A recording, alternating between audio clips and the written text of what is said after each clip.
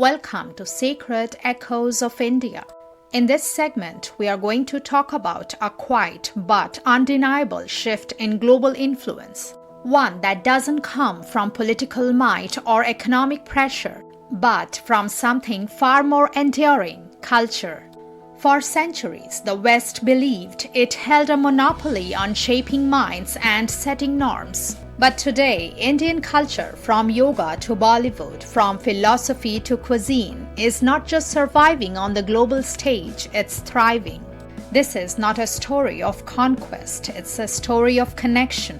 And it's redefining what real power looks like in the 21st century.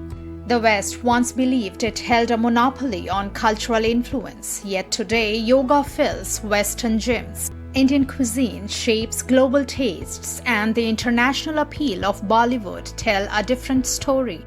Indian philosophers are being studied in leading universities. Influence needs no empire when culture crosses borders uninvited. The West keeps asking, why won't India fall in line? The answer is simple: because India is not interested in being a footnote in someone else's story. It's writing its own chapter, and this time it's not for foreign applause.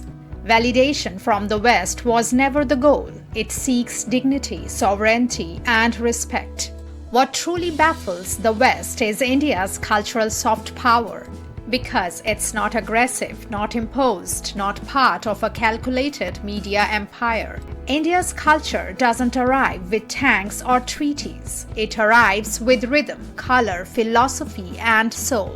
It walks in without knocking. It stays without demanding loyalty. It's unsettling for the West, whose influence has long relied on the quiet force of soft power.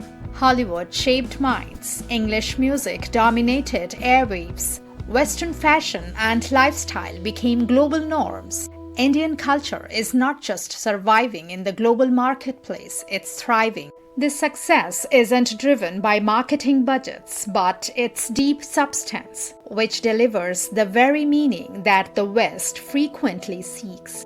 In a world burnout on consumerism and identity crisis, India offers a spiritual clarity, family cohesion, ancient wisdom, and timeless storytelling.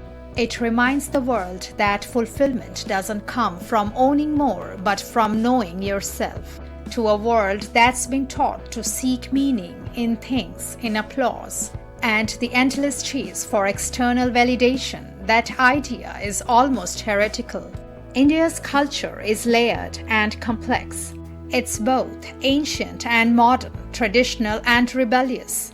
It celebrates gatherings with vast numbers of people and ideas with countless interpretations. It holds festivals where millions gather in peace and speaks in hundreds of languages across one flag. This diversity is not a weakness, it's strength. The West often fails to understand how a country so chaotic, loud, and messy can still be coherent, proud, and united. But that's the paradox of Indian culture. It's not designed for control, it's designed for connection. And that connection spreads faster than any ideology. India never needed an army to conquer minds. It sent monks, not marines, philosophers, not propaganda. It exported the idea that truth is not owned by one faith, one race, or one book, but discovered through reflection, respect, and inner discipline. That message is far more subversive than any political revolution. It tells people they don't need to look west for salvation, they can look within. That's not just empowering, that's liberating. And when people begin to feel that kind of liberation, they stop listening to the voices that once controlled them. The real fear in Western power circles is not that India's movies or music are popular.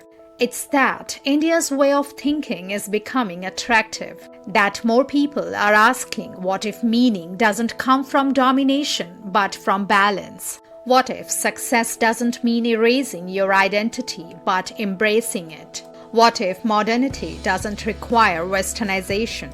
Those questions dismantle the very foundation of Western soft power, and they come not from governments or think tanks, but from a culture that simply knows who it is and refuses to be anything else. India's rise is not loud, not forced, and certainly not seeking approval. It is rooted in identity, diversity, and timeless wisdom. And that is precisely what makes it so powerful. India is not here to fit into someone else's narrative. It's here to write its own in its own voice for its own people. And as that voice echoes across the world, not through domination, but through meaning, it offers a quiet revolution that true influence doesn't demand attention, it earns respect. And India, without asking, is getting plenty of it.